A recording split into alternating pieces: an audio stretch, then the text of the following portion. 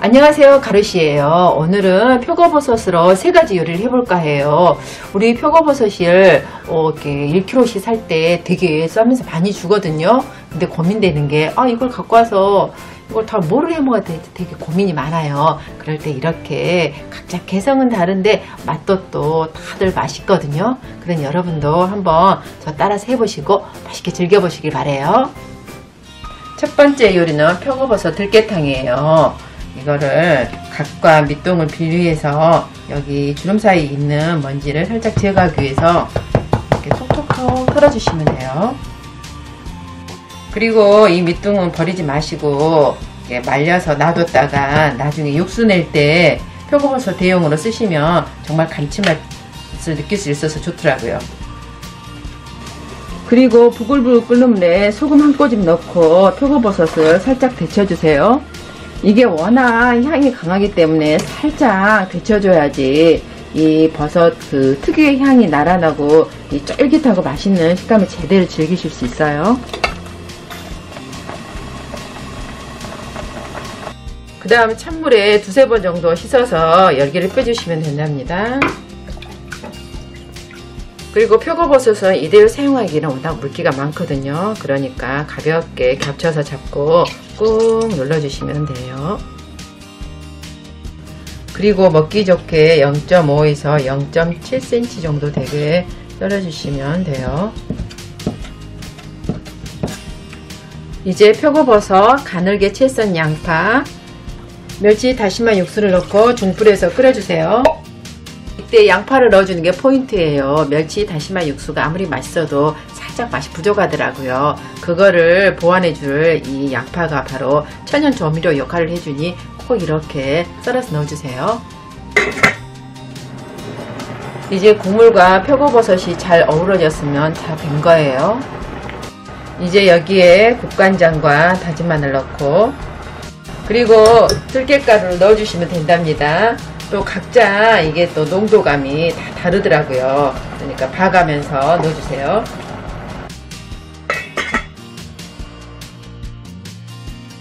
이제 마무리로 대파와 후추 넣고 참기름 한두 방울만 넣어주시면 끝! 두 번째 요리는 표고버섯 전이에요. 여기에 들어갈 양파, 부추, 청양고추, 당근, 대파는 잘게 썰어주시면 된답니다.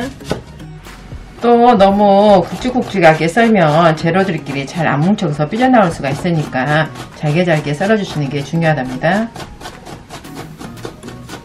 부추는 또 향을 더해줘서 좋은데 없으신 분들은 쪽파를 사용하셔도 괜찮아요. 또 청양고추는 전할 때 항상 느끼할 수 있거든요. 그럴 때 이 끝맛을 약간 칼칼함을 더해줘서 전에 느끼함을 감소시켜줘서 좋아요. 또 당근은 색감 내기 용이니까 이거 다른 거 없으시면 홍고추라든가 홍파프리카로 대체하셔도 상관은 없어요. 마무리로 대파도 이렇게 한 4분의 1쪽으로 나눠서 쫑쫑쫑 썰어주면 이제 재료 준비는 거의 다 끝나가네요. 이건 해도 되고 안 해도 되는데 여유가 있으시면 이렇게 칼집을 내주시면 나중에 훨씬 보기에 예쁘더라고요.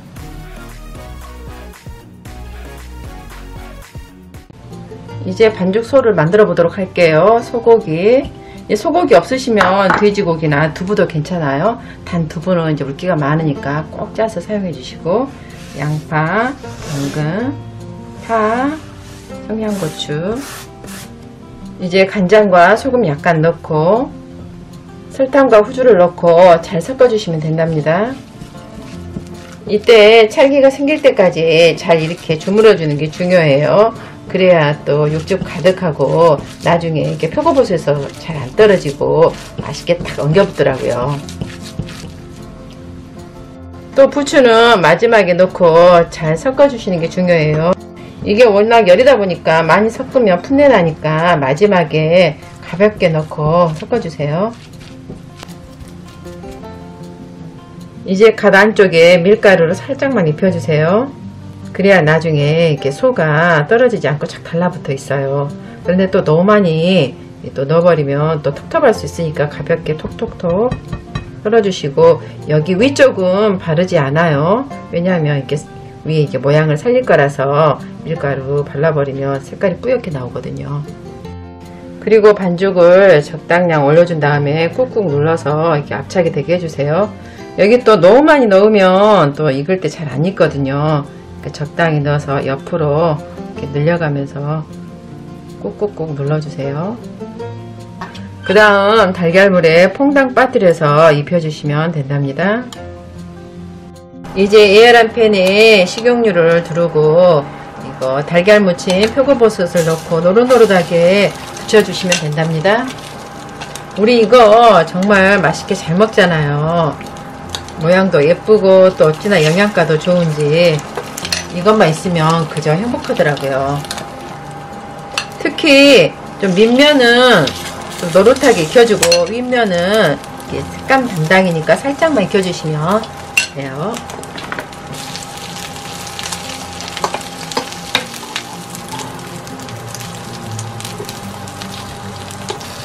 이제 노릇노릇하게 잘 익었으면 키친타올 위에서 기름기만 빼주시면 된답니다. 이걸로 표고버섯 전도 완성이 되었네요. 세 번째 요리는 간식이나 반찬으로 좋은 강정이에요. 한 입 먹기 좋은 크기로 적당히 썰어주세요. 그리고 반죽이 잘 달라붙도록 한번 튀김가루를 살짝 입혀줄게요. 비닐봉지에 넣고 하면은 뭐 어디 튀지 않고 잘 골고루 묻어서 또 좋더라고요.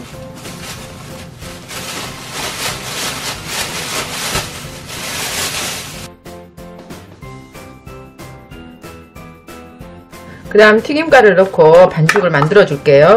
저는 이번에 좀 편하게 하려고 이렇게 튀김가루 넣었는데 좀 더 바삭한 식감을 원하시면 전분가루 하시면 더 바삭하긴 해요. 근데 조금 잘 안 달라붙어서 좀 힘들긴 하더라고요.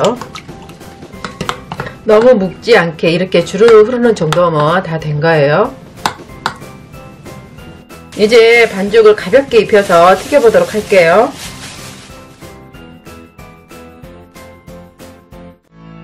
이제 기름이 끓어오르면 다 된 건데 우리가 겉으로 봐서는 잘 모르거든요. 그러니 나무젓가락을 한번 넣어 보시면 옆에가 기포가 뽀글뽀글 생기면 한 170도 정도 될 거예요. 한꺼번에 다 넣어도 상관은 없지만 혹시 또 요리 초보자들은 위험할 수 있으니까 그냥 이렇게 하나씩 넣어서 또 익은 순서대로 꺼내시면 돼요.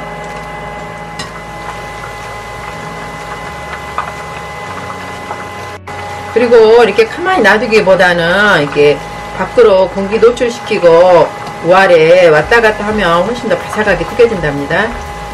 저는 이번에 좀 편하게 하려고 그냥 한 번에 좀 오래 튀겼는데 또 아주 나는 또 전문가처럼 좀 맛있게 하고 싶다 싶으신 분들은 중불에서 한 2분 30초 튀기시고 센 불에서 나중에 한 1분에서 1분 30초 정도 튀기시면 좀 더 바삭한 우리 강정을 맛보실 수 있어요. 이거 보시면 이제 넣은 순서대로 이렇게 약간 노릇노릇하게 된 거 있거든요. 이런 거 먼저 건져 주도록 할게요.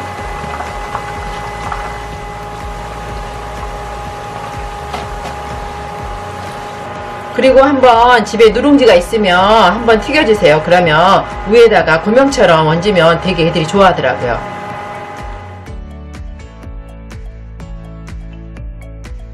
이제 양념장을 만들어 볼까요? 간장, 설탕과 올리고당,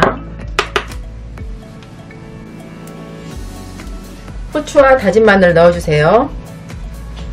그리고 중불에서 한번 가볍게 끓여주세요. 그리고 부글부글 끓어오르면 표고버섯 넣고 잘 섞어주시면 돼요. 근데 이제 취향에 따라서 나는 좀 애들 입맛으로 하고 싶다 할 때는 케찹, 좀 맵게 하고 싶다는 고추장을 넣으시면 될 것 같아요. 저는 집에 페페로치노가 있어서 살짝 매운맛을 더 넣어주도록 할게요.